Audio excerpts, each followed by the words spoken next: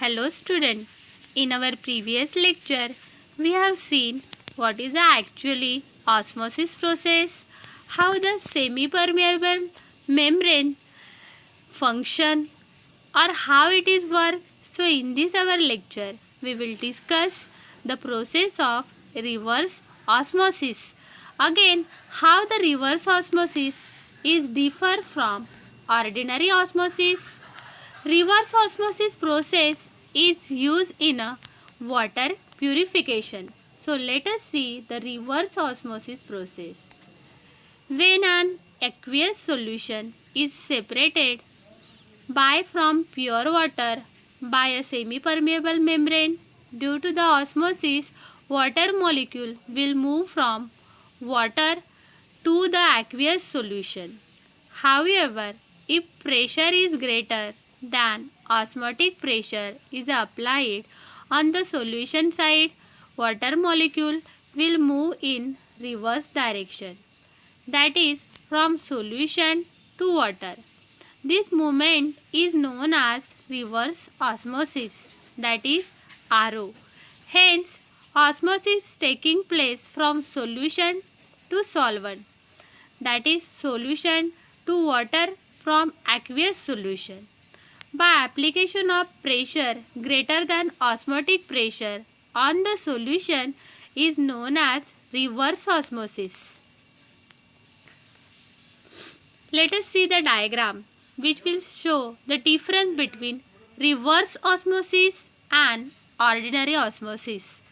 Now see the normal osmosis process showing the left hand side of the diagram, where the solution and pure water are separated by semi-permeable membrane. Since the pure water is having only the solvent molecule and the solution, it contains the solute plus solvent. So here the higher concentration is there, where in a pure water the concentration is lower. That's why the solvent molecule moves from right hand side compartment to left hand side compartment. So this osmosis is known as normal osmosis. Now let us see the diagram number 2, that is a reverse osmosis. As shown in diagram, it contains the two compartments.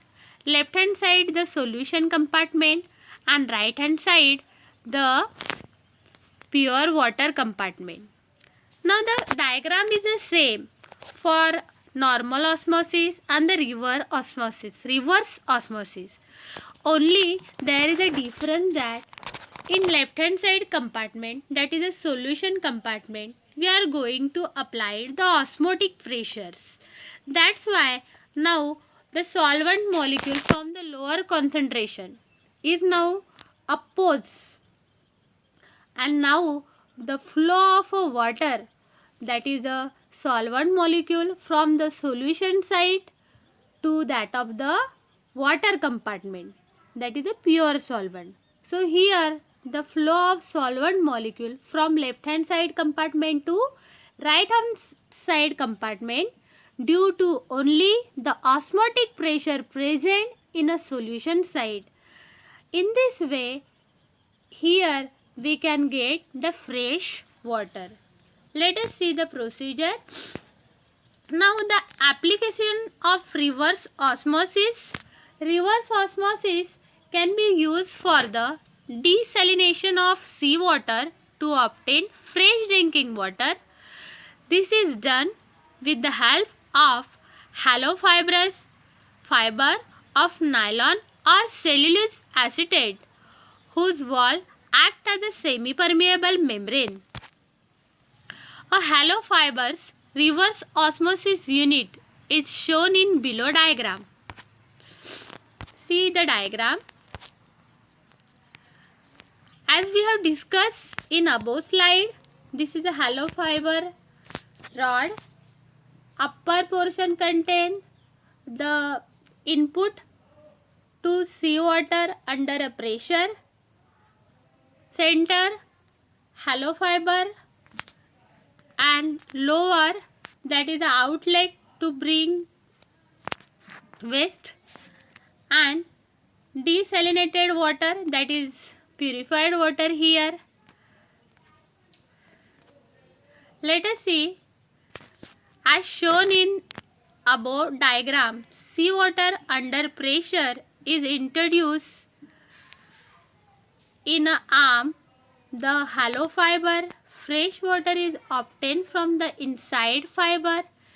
In an actual setup, each unit contains more than 3 million fibers bundled together. Each fiber is of about diameter of human hair. Reverse osmosis or RO system are becoming exceedingly popular in a home market. Listed below are some contaminants which a RO system can remove or reduce the home tap water. It removes arsenic, chloride, fluoride, odor, bad taste, heavy metal, nitrates, debris, sediment and iron, etc. It reduces the amount of hydrogen sulfide, benzene and other volatile substance, etc. So student, I hope today you are getting what is the reverse osmosis and how the water is purified by using the process of reverse osmosis. If you have any query regarding this topic, contact me personally. Thank you.